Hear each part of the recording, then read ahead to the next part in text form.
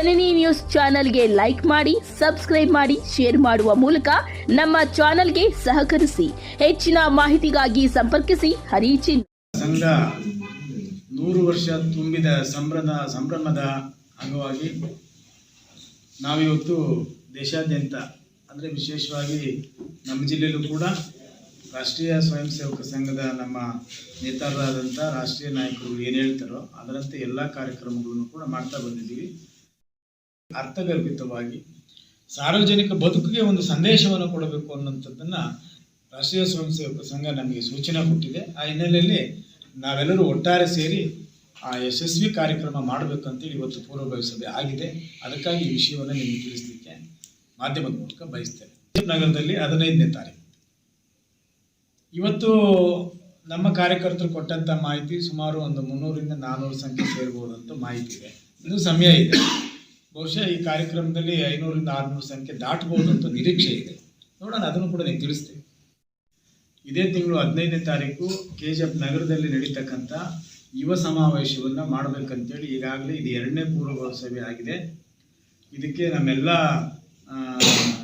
ಯುವಕರು, ಗ್ರಾಮಾಂತರ ಮತ್ತು ನಗರದ ಯುವಕರೆಲ್ಲರೂ ಕೂಡ ಸಭೆ ಸೇರಿ ಅವತ್ತಿನ ದಿವಸ ನಾವು ಎಷ್ಟು ಸಂಖ್ಯೆ ಸೇರಬೇಕು ಅಂತೇಳಿ ಒಂದು ಚರ್ಚೆ ಆಗಿದೆ. ಕಾರ್ಯಕ್ರಮದ ರೂಪುರೇಷೆಗಳು ನಮ್ಮ ಸಂಘದ ಪ್ರಮುಖರೆಲ್ಲರೂ ಕೂಡ ನಿಶ್ಚಯ ಮಾಡ್ತಾರೆ. ಅವ್ರು ಏನು ಹೇಳ್ತಾರೋ ಆ ರೀತಿ ನಾವು ಕಾರ್ಯಕ್ರಮ ಮಾಡೋದಿದೆ. ಇವೆಲ್ಲ ಜವಾಬ್ದಾರಿ ಮೇಲುಸ್ತುವಾರಿಗಳನ್ನು ನೋಡ್ಕೊಳ್ಳೋದಕ್ಕೆ ನಮ್ಮ ನಗರದ ಅಧ್ಯಕ್ಷರು, ಗ್ರಾಮಾಂತರ ಜೊತೆಯಲ್ಲಿ ಇದಕ್ಕೊಂದು 2 ತಂಡಗಳನ್ನು ರಚನೆ ಮಾಡಿದ್ದೀವಿ. ಗ್ರಾಮಾಂತರಕ್ಕೆ ಬೇರೆ, ನಗರಕ್ಕೆ ಬೇರೆ. ಇವರು ಆಯಾ ಭಾಗದಲ್ಲಿ ಯಾರ್ಯಾರು ಯುವಕರು ಭಾಗವಹಿಸ್ತೀನಿ ಅಂತೇಳಿ ಈಗ ಹೆಸರನ್ನು ನೋಂದಾಯಿಸಿದಾರೋ ಅವರೆಲ್ಲರನ್ನು ಕೂಡ ನೋಡಿ ಅವರಿಗೆ ಏನೇನು ಜವಾಬ್ದಾರಿಯನ್ನು ಕೊಡಬೇಕು, ಯಾವ ರೀತಿ ಕಾರ್ಯಕ್ರಮ ನಡೆಸಬೇಕು ಅನ್ನುವಂಥದ್ದನ್ನೆಲ್ಲ ಕೂಡ ನಮ್ಮ ಗ್ರಾಮಾಂತರಕ್ಕೆ ಸುಳ್ಳಿ ತಂಡ, ನಗರಕ್ಕೆ ನಮ್ಮ ಹೇಮಂತವ್ರ ತಂಡ ಮಾಡ್ತಾ ಇದೆ.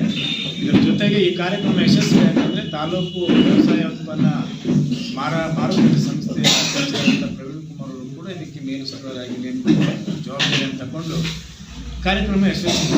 ಉದ್ದೇಶ ಇಷ್ಟೇ, ದೇಶದ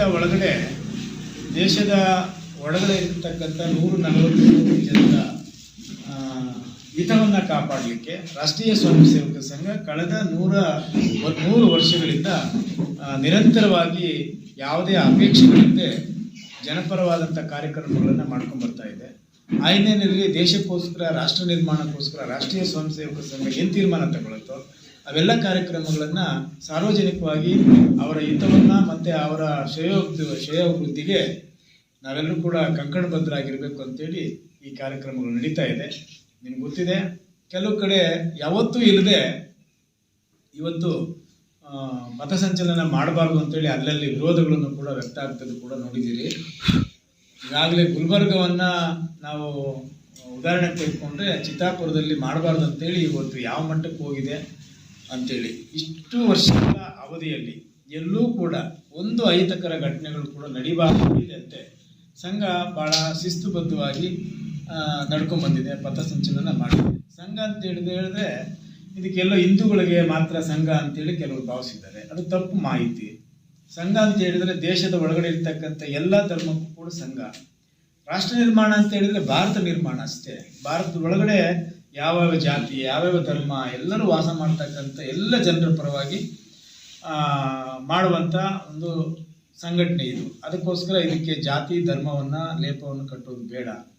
ನಮ್ಮ ಸಂಘಟನೆಯಲ್ಲಿ ನಿಮ್ಗೆ ಬಹುಶಃ ಗೊತ್ತಿದೆ, ನೋಡಿ ಚನ್ನಪಟ್ಟಣದಲ್ಲಿ ಒಂದು ಶಿವನ ದೇವಸ್ಥಾನ, ಬಸವೇಶ್ವರ ಶಿವನ ದೇವಸ್ಥಾನವನ್ನು, ಆಳುಬಿದ್ದ ದೇವಸ್ಥಾನವನ್ನು ಸುಮಾರು 3 ಕೋಟಿ ಹಣದಲ್ಲಿ ಮುಸಲ್ಮಾನ್ ಬಾಂಧವರು ಆ ದೇವಸ್ಥಾನವನ್ನು ಪುನರ್ಜೀವನವನ್ನು ಮಾಡಿ ಇವತ್ತು ಲೋಕಾರ್ಪಣೆ ಮಾಡಿದ್ದಾರೆ. ಅವರ ಮಾತನ್ನು ನಾನು ನಿನ್ನೆ ಮಾಧ್ಯಮದಲ್ಲಿ ನೋಡಿದೆ.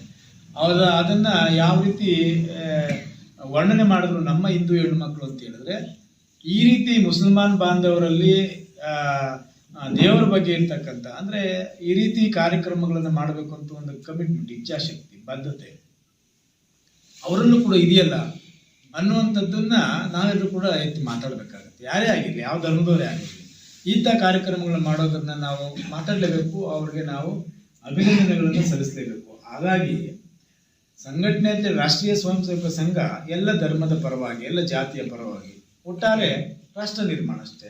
ರಾಷ್ಟ್ರಕ್ಕೆ ಯಾವಾಗ ಪಾಶ್ಚಿಮಾತ್ಯ ದೇಶಗಳು ನಮ್ಮ ಮೇಲೆ ದಾಳಿ ಮಾಡ್ತಾರೋ ಅವಾಗೆಲ್ಲವೂ ಕೂಡ ರಾಷ್ಟ್ರೀಯ ಸ್ವಯಂ ಸೇವಕ ಸಂಘ ಅವರ ವಿರುದ್ಧವಾಗಿ ನಿಂತು ಕೆಲಸ ಮಾಡಿರ್ತಕ್ಕಂಥದ್ದು ಅನೇಕ ಸಂದರ್ಭಗಳಲ್ಲಿ ನಾವು ನೋಡಿದ್ದೇವೆ. ನಿಮಗೆ ಗೊತ್ತಿದೆ, ಕೊರೋನಾ ಸಂದರ್ಭದಲ್ಲಿ 19-20 ಮಾರಣಾಂತಿಕ ಕಾಯಿಲೆ ಬಂದು ಲಕ್ಷಾಂತರ ಜನ ಪ್ರಾಣ ಕಳ್ಕೊಂಡ್ರು.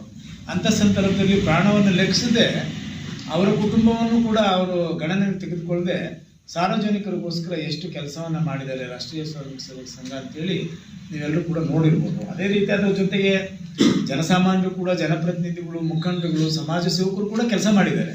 ಆದರೆ ರಾಷ್ಟ್ರೀಯ ಸ್ವಯಂ ಸೇವಕ ಸಂಘ ಯಾವ ರೀತಿ ಕೆಲಸ ಮಾಡಿದೆ ಅನ್ನೋದು ಕೂಡ ಉದಾಹರಣೆ. ಇದಕ್ಕಾಗಿ ನಾವೆಲ್ಲರೂ ಕೂಡ ಒಟ್ಟಾಗಿ